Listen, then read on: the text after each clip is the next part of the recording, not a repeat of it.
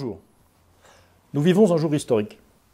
Même si les Français ne s'en sont pas pleinement rendus compte, aujourd'hui est le premier jour d'application pleine et entière du fameux traité de coopération commerciale entre le Canada et l'Europe, le fameux CETA.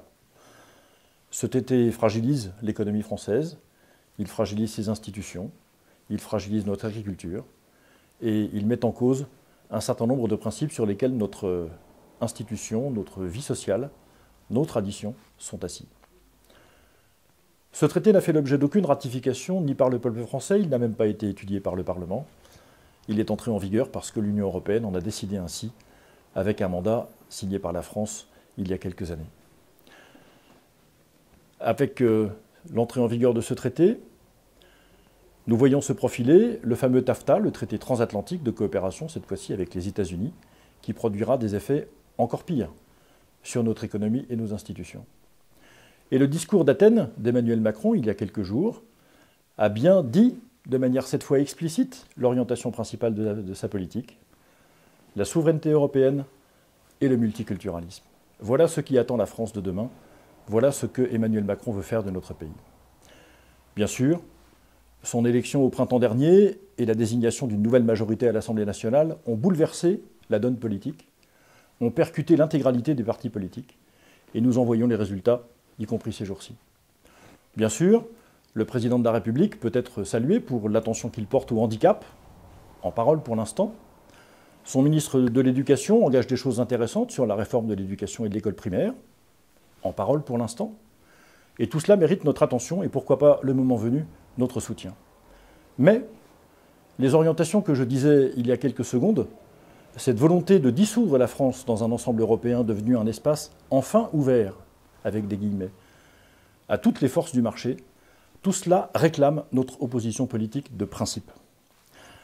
Cette opposition politique de principe devra également se faire jour sur les sujets de société qui reviennent. Vous avez entendu parler des intentions gouvernementales sur la procréation médicalement assistée, sujet que nous autres, au Parti chrétien-démocrate, nous avons toujours traité et auquel nous nous sommes toujours opposés au nom de la préservation de la filiation et de la santé des générations et de leurs relations les unes avec les autres.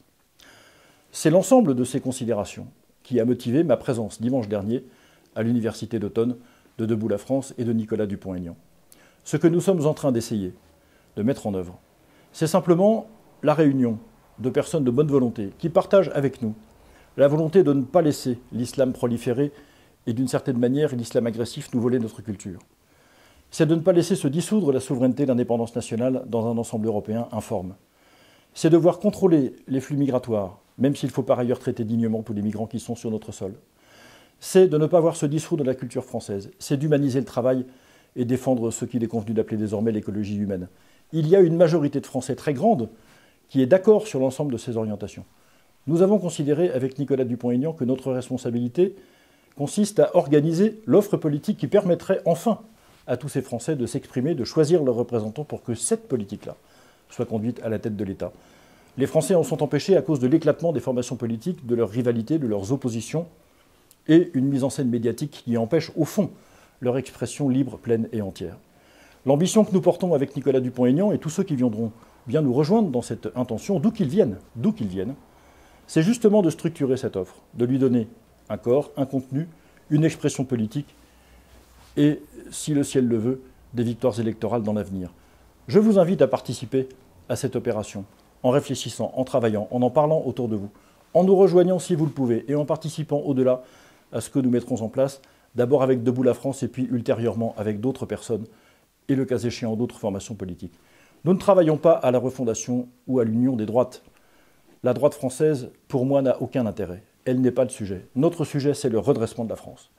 Le redressement de la France ne s'opérera que si l'on traite au fond ces questions essentielles que je mentionnais tout à l'heure et si les hommes et les femmes de bonne volonté s'y attellent ensemble. Voilà ce que nous souhaitons et voilà ce dont je vous parlerai sans doute encore pendant quelques temps sur ce canal de Vendredi c'est Poisson qui se réouvre aujourd'hui. Je vous remercie et je vous donne rendez-vous à vendredi prochain.